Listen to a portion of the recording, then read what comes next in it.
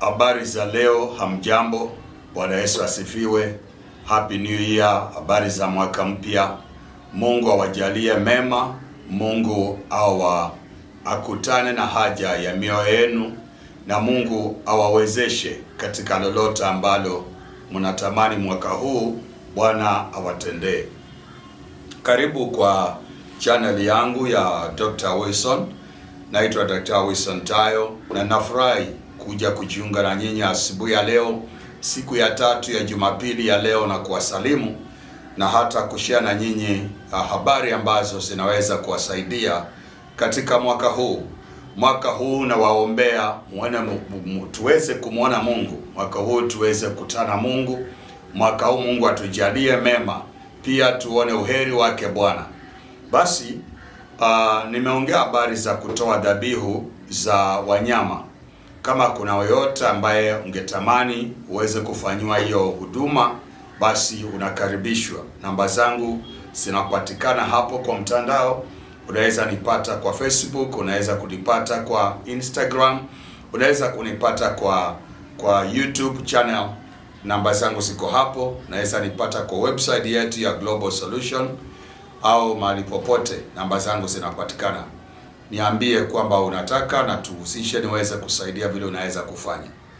Leo nafundisha namna ya kufunua ama kudhihirisha miujiza ambao unataka kwa haraka. Pia utaenda kutumia jani la mzeituni, jani la miujiza.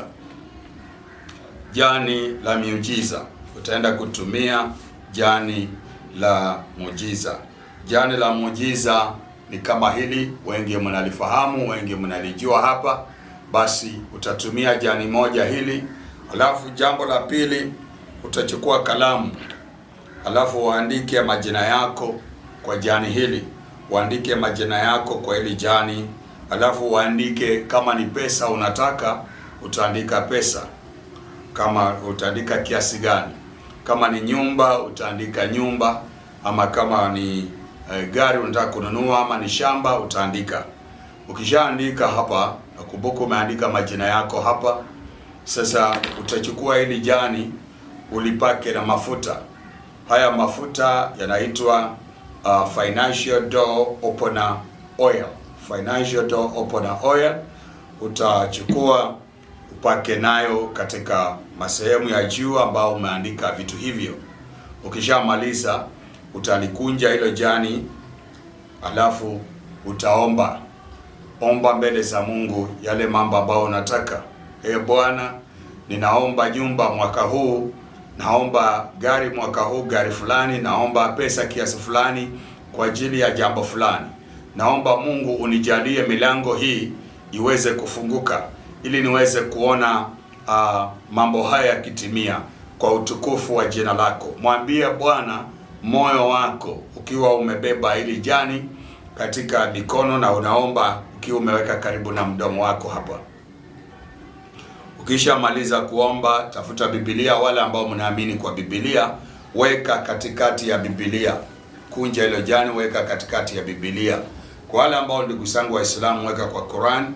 Katika imani yako, mahali popote unaabudu, tumia kitabu ya dini yako, uweke katikati.